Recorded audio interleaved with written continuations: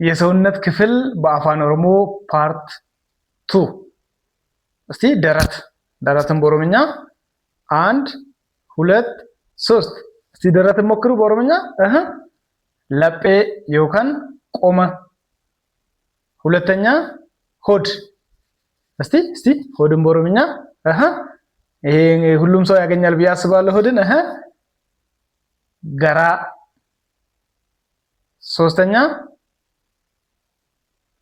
ፊት እስቲ ፊት በኦሮምኛ ፉለ አራተኛ እና የመጨረሻ ጣት